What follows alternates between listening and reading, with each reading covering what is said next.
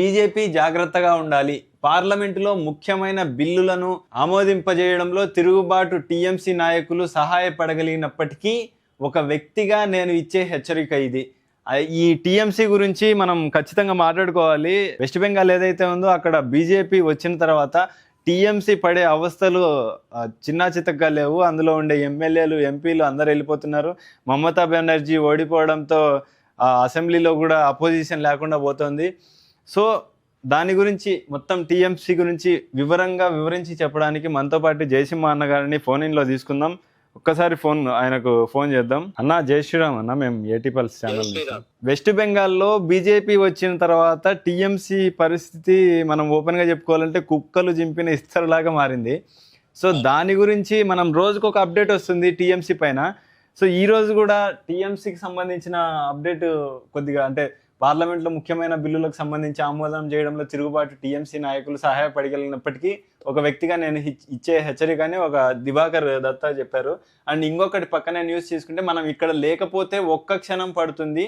హిందువులు ముస్లింల దాడులకు పాల్పడితే వారిని బెదిరిస్తూ చేసిన ప్రసంగంపై కోల్కతాలో మమతా బెనర్జీపై ఎఫ్ఐఆర్.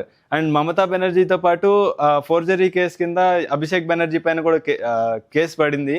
సో దాని గురించి మొత్తం బెంగాల్ టీఎంసీ గురించి మీరు కొద్దిగా వివరించి చెప్తే. తృణమూల్ కాంగ్రెస్ అనేది ఇప్పుడు టీఎంసీ అంటే తృణమూల్ కాంగ్రెస్ కదా. అవునవునన్నా. ఈ తృణమూల్ కాంగ్రెస్ మూలాలే బద్దలు ఎలా కనిపిస్తున్నాయి. అవును.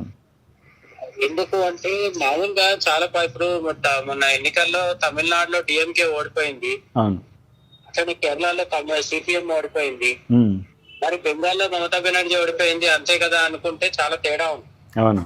ఎందుకంటే మమతా బెనర్జీది కేవలం ఒక ఓటమి కాదు, టోటల్ గా ఏమంటారు పునాదులే కందిరిపోయి టీఎంసీ అనే నిర్మాణం ఏదైతుందో అది మొత్తం నేలగూలి నేలమట్టం అయిపోయే పరిస్థితి కనిపిస్తుంది. ఎందుకు అంటే మమతా ఈ చాలా ప్రాంతీయ పార్టీలకు ఇప్పుడు మన బీఆర్ఎస్ తీసుకుంటే కేసీఆరే దానికి ఆయువు పట్టు. వైసీపీకి జగన్, టీడీపీకి చంద్రబాబు, ఇట్లా ఒక్కొక్క పార్టీకి ఒక్కొక్కరు ఉంటారు. కాంగ్రెస్ బీజేపీ లాగా కాంగ్రెస్ కి కూడా గాంధీ కుటుంబం ఉంటుంది. ఇప్పుడు బీజేపీ తీసుకుంటే మోడీ నుంచి అమిత్ షా నుంచి మొదలు పెట్టే నితిన్ నవీన్ వరకు ప్రతి రాష్ట్రంలో కూడా దేవేంద్ర ఫడ్నవీస్ లు, హిమాంత విశ్వ శర్మలు, లేకపోతే యోగి ఆదిత్యనాథ్ ఇట్లా ఉంటారు. కానీ చిన్న పార్టీలకు అట్లా కాదు. ఒకే రాష్ట్రానికి పరిమితమైన పార్టీలకి ఆ ఒకే రాష్ట్రంలో ఉన్న ఒక ప్రధాన నేతనే దానికి గుండెకాయ, మెదడు అన్ని కూడా. అట్లా తృణమూల్ కాంగ్రెస్ కి మెదడైనా, గుండె అయినా, హృదయం అయినా అన్ని కూడా ఎవరు అంటే మమతా బెనర్జీ. ఇప్పుడు ఆ మమతా బెనర్జీకే చట్టపరమైన చిక్కులు వస్తున్నాయి. ఏంటి ఆ చట్టపరమైన చిక్కులు అంటే మమతా బెనర్జీ కొన్ని రోజుల క్రితం అంటే బెంగాల్ ఎన్నికల నేపథ్యంలోనే ఒకసారి సిలిగురి ప్రాంతంలో, ఇప్పుడు మనం చికెన్ నెక్ అంటాం కదా, ఆ ప్రాంతంలో ప్రచారం చేస్తున్నప్పుడు ఒకసారి మమతా బెనర్జీ ఏమన్నదంటే ఇక్కడ ఉన్న ముస్లింలు ఎవరైతే ఉన్నారో వాళ్ళు తలుచుకుంటే మిమ్మల్ని ఏం చేయగలరో మీకు తెలుసు, మేము ఉన్నాం కాబట్టి మిమ్మల్ని వాళ్ళు ఏమనట్లేదు అని చెప్పింది. అంటే ఏంటి, ముస్లింలు హిందువుల్ని తుడిచిపెట్టేస్తారు అంటే ఇండైరెక్ట్ గా రెచ్చగొడుతుంది. ముస్లింల బారి నుంచి హిందువుల్ని కాపాడుతున్నది మేమే, ఎవరు తృణమూల్ కాంగ్రెస్ వాళ్ళే కాపాడుతున్నారు అని చెప్పింది ఆమె. అంటే ఇప్పుడు హిందువులు భయపడాలి. ఏమని, తృణమూల్ లేకపోతే, టీఎంసీ అధికారంలో లేకపోతే రాత్రికి రాత్రి బెంగాల్లో ఉన్న ముస్లింలు లేదంటే అక్రమంగా బంగ్లాదేశ్ నుంచి వచ్చిన ముస్లింలు తమని చంపేస్తారని, మాన ప్రాణాలకు భద్రత ఉండదని హిందువులు భయపడాలి, బెంగాలీ హిందువులు. ఆ ఉద్దేశంతో ఆమె ఆ వ్యాఖ్యలు చేసింది. చేసినప్పుడు హిందువులు భయపడ్డారా లేదా అని మనకు మే 4వ తేదీన తెలిసిపోయింది కదా. తృణమూల్ కాంగ్రెస్ ని ప్రతిపక్షానికి పరిమితం చేసి బీజేపీకి పట్టం కట్టడం జరిగింది. అయితే ఇప్పుడు ఒక ఏమంటారు, ఒక న్యాయవాది స్వచ్ఛందంగా వెళ్లి కేసు వేయడం జరిగింది ఈ వ్యాఖ్యల మీద. ఇప్పుడు అది విచారణకు వచ్చింది. విచారణలో భాగంగా ఆమె మీద ప్రస్తుతం అయితే ఇంకా అరెస్ట్ దాకా రాలేదు పరిస్థితి, కానీ ఈ కేసు ఎంత వేగంగా విచారణ ఊపందుకుంటే అంత ప్రమాదం మమతా బెనర్జీ. అంటే దీంట్లో చాలా తీవ్రమైన సెక్షన్స్ కింద కేసులు నమోదైనాయి. ఏదో చిన్నపాటి వివాదాస్పద వ్యాఖ్యలు కాదు ఇది. ఒక హిందూ సమాజం మొత్తాన్ని కూడా బెదిరించే ఉద్దేశం, అలాగే హిందూ ముస్లింల మధ్య గొడవలు పెట్టే ఉద్దేశం. అట్లనే తను రాజకీయాల్లో ఎన్నికల్లో గెలవడం కోసము హింసకు అవకాశం ఇచ్చేలాగా రెచ్చగొట్టడం, ఇటువంటి అనేక ఆరోపణల కింద కేసులు ఏమంటారు సెక్షన్స్ నమోదు చేయడం జరిగింది. ఇది చాలా పెద్ద తలనొప్పిగా మారబోతుంది. అయితే మమతా బెనర్జీకి చట్టపరమైన సమస్యలు ఉన్నాయంటే, మమతా బెనర్జీకి ఒక చుట్టం కూడా ఉన్నాడు కదా చట్టంతో పాటు, అభిషేక్ బెనర్జీ మేనల్లుడు. ఈ బాయ్పో ఎవరైతే ఉన్నాడో మేనల్లుడు, అతన్ని కూడా కేసులు వెంటాడుతున్నాయి. అవును, ఫోర్జరీ కేసు ఒకటి, ఫోర్జరీ కేసు ఉంది ఒకటి. ఆ ఫోర్జరీ కేసులో వేరే వాళ్ళు సంతకాలు, ఈయన దొంగ సంతకాలు పెట్టిండని చెప్పేసి ఇప్పుడు ఈయన మీద కేసు నమోదైంది. ఆల్రెడీ సిఐడి విచారణ చెప్పి పిలిచి గంటలు గంటలు ప్రశ్నిస్తుంది కూడా.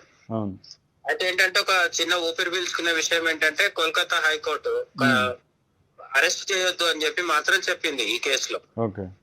అంటే ఇది క్రిమినల్ కేసు కాదు కాబట్టి ప్రస్తుతానికి అరెస్ట్ చేయొద్దు అని కోర్టు చెప్పడం వల్ల అరెస్ట్ అవ్వట్లేదు. కానీ రోజు విచారణ పేరు మీద సిఐడి వాళ్ళు రకరకాలుగా ప్రశ్నించే అవకాశం అయితే ఉంది. అంతేకాకుండా ఢిల్లీ నుంచి కోల్కతా విమానాశ్రయంలో దిగితే మళ్ళీ లేటెస్ట్ గా కూడా గత కొన్ని గంటల కింద కూడా ఈ అభిషేక్ బెనర్జీ ఎదురుపడగానే చోర్ చోర్ అని చెప్పేసి, దొంగ దొంగ అని చెప్పి నినాదాలు చేయడం కనిపించింది జనాలు. అంటే రెండు రకాల సమస్యలు ఉన్నాయి. ఒకటి కోర్టు సమస్యలతో పాటు, రెండోది బయట తిరుగుతే హెల్మెట్ పెట్టుకొని తిరగాల్సిన పరిస్థితి ఉంది. రాళ్ళు వేస్తారో గుడ్లు వేస్తారో అనే భయంతో. అట్లనే దొంగ దొంగ అని చెప్పేసి వెంటబడుతున్నారు జనాలు.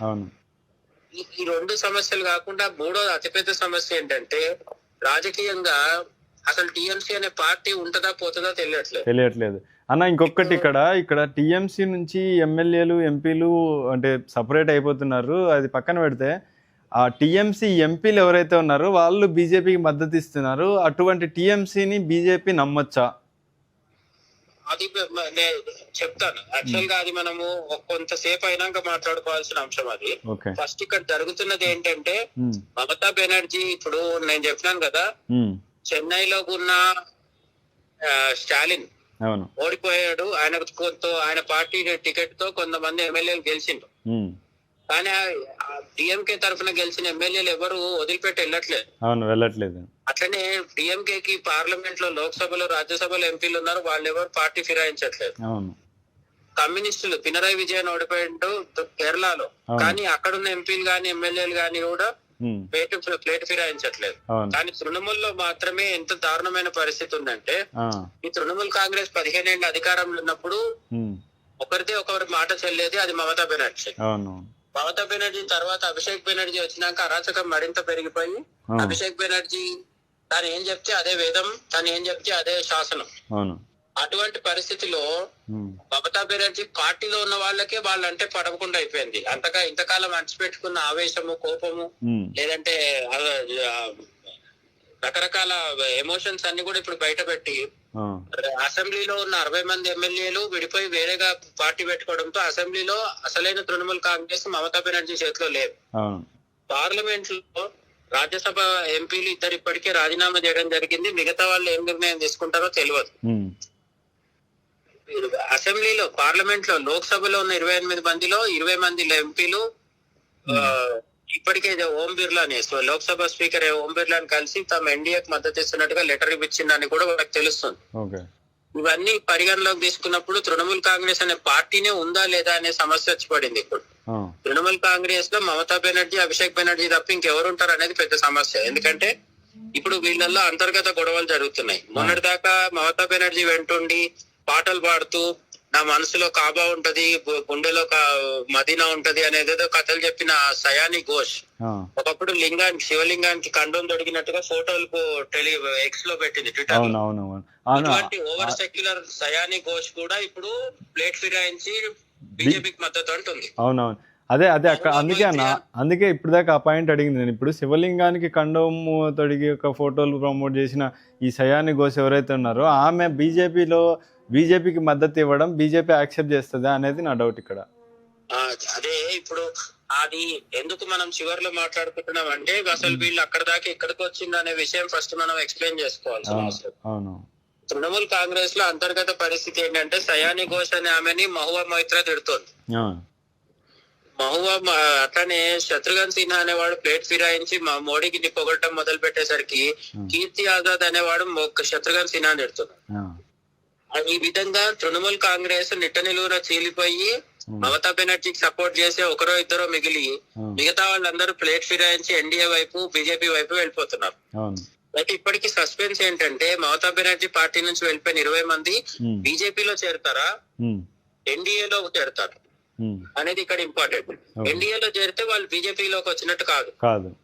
సో వాళ్ళు ఎన్డీఏలో ఉంటే వాళ్ళ మీద ఉండే క్రిమినల్ చార్జెస్ కానీ అవన్నీ కూడా కంటిన్యూ చేయొచ్చు, కేసులు కొట్టేయాల్సిన పని లేదు. మళ్ళీ వాషింగ్ మిషన్ అని ఒక పేరు ఉంది కదా, మళ్ళీ ఇప్పుడు మళ్ళీ ఆ వాషింగ్ మిషన్ నినాదం తీసుకొచ్చి చాలా మంది మమతా బెనర్జీ ఎంపీలను వీళ్ళు తీసుకొని వాళ్ళందరూ వైట్ వాష్ చేసేసిండ్రు, వాళ్ళ నేరాలన్నీ పోయినాయి అని అంటారు. కాబట్టి ఇక్కడ చాలా మంది అభిప్రాయం ఏంటంటే ఎన్డీఏకు మద్దతు ఇస్తామని వస్తున్న తృణమూల్ కాంగ్రెస్ 20 మంది ఎంపీలు, రాజ్యసభలో ఉన్న ఎంపీలు వీళ్ళందరినీ తీసుకున్నా కూడా వాళ్ళని తృణమూల్ కాంగ్రెస్ పార్టీ పేరుతోనే ఉంచి ఏ అవసరమైన బిల్లులు అయితే ఉంటాయి, ఇప్పుడు మహిళా reservation bill, delimitation bill, UCC లాంటి బిల్లులకి వాళ్ళ మద్దతు తీసుకుంటూనే వాళ్ళని బీజేపీలో కలుపుకోవద్దని చాలా మంది చెప్తున్నారు. ఈవెన్ బెంగాల్లో ఉన్న సీనియర్ బీజేపీ నాయకులు కూడా ఈ 20 మంది ఎంపీలకి కాషాయ కండువాలు కప్పేసి తీసుకోవద్దనే చెప్తున్నారు. అది మంచి పద్ధతి కూడా, ఎందుకంటే వీళ్ళని తీసుకోవడం వల్ల బలం పెరిగితే పెరగొచ్చేమో గానీ జనాల్లో చెడ్డ పేరు వస్తుంది. ఎందుకంటే ఇంతకాలం తృణమూల్ కాంగ్రెస్ లో ఉండి మమతా బెనర్జీ కోసము హిందువులని, హిందూ ధర్మాన్ని, సనాతన ధర్మాన్ని తిట్టిపోసి శివలింగం మీద కండం పెట్టి చూపించి అవమానించి హింసించి హిందువులని నీచంగా చూసిన వాళ్ళు ఎవరైతే ఉన్నారో వాళ్ళని తెచ్చి మళ్ళీ నెత్తిన పెట్టుకోవాల్సిన అవసరం మనకేముంది. అందుకని వాళ్ళని అవసరానికి వాడుకొని వాళ్ళని తృణమూల్ కాంగ్రెస్ పేరుతోనే ఉండనివ్వడంలో తప్పులేదు. అయితే నిజంగా కూడా అమిత్ షా అదే పని చేస్తారేమో అని నా ఉద్దేశం. ఎందుకంటే ఇప్పటికే అసెంబ్లీలో తృణమూల్ కాంగ్రెస్ నుంచి బయట వచ్చిన 60 మంది ఎమ్మెల్యేలని విలీనం చేసుకోలేదు బీజేపీలో, వాళ్ళని తృణమూల్ కాంగ్రెస్ గానే ఉంచుతున్నారు. ఇప్పుడు అసెంబ్లీ వరకు అక్కడ వచ్చిన మెజారిటీతో వీళ్ళని విలీనం చేసుకోవాల్సిన అవసరం కూడా లేదన్న, బేసిక్ గా అవసరం లేదు. కానీ చెప్తున్నాను నేను, అంటే అదే ఫార్ములా ఢిల్లీలో కూడా చేసేవచ్చు. ఎందుకంటే విలీనం చేసుకోవడం ద్వారా ఉన్న 240కి మళ్ళీ 20 తెచ్చి కలుపుకున్నా కూడా వచ్చే ప్రత్యేకమైన లాభం ఏం లేదు మోడీకి. వీళ్ళు ఎట్లాగో మద్దతు ఇస్తారు కదా, మద్దతు ఎట్లాగో ఇచ్చినప్పుడు వాళ్ళ భుజం మీద తృణమూల్ కాంగ్రెస్ కండువా ఉన్నా, బీజేపీ కండువా ఉన్నా మనకేం నష్టం లేదు. నిజానికి తృణమూల్ కాంగ్రెస్ కండువా ఉంటే మంచిది కూడా, ఎందుకంటే ఇంతకాలం నోటికొచ్చినట్టు హిందువుల్ని తిట్టిపోసిన దుర్మార్గులు, వ్యక్తిత్వం లేని క్యారెక్టర్లెస్ ఎంపీలందరినీ పెట్టి మళ్ళీ వాళ్ళ కాషాయ కండువా వేసి వాళ్ళని వాళ్ళకి వాషింగ్ మెషిన్ లో వేసి వాళ్ళని తెల్లగా మార్చుకోవాల్సిన అవసరం మనకే ఉంది. కాబట్టి వాళ్ళని అట్లుంచాలనేదే నా ఉద్దేశం కూడా, చాలా మంది అభిప్రాయం కూడా అదే. ఇంతవరకు ఎక్కడ కూడా అమిత్ షా గాని, బీజేపీ ప్రెసిడెంట్ గాని ఎవరు కూడా వాళ్ళు బీజేపీలో జాయిన్ అవుతారని ఎక్కడ అనలేదు. ఇది బయట జరుగుతున్న ప్రచారం మాత్రమే. అయితే నేను ఉదాహరణ ఏం చెప్తున్నానంటే, బెంగాల్ అసెంబ్లీలో అక్కడ ఎమ్మెల్యేలని విలీనం చేసుకోలేదు. మహారాష్ట్ర అసెంబ్లీ తీసుకుంటే శివసేన నుంచి విడిపోయిన మన ఏక్నాథ్ షిండే వర్గాన్ని బీజేపీ తనలో కలుపుకోలేదు.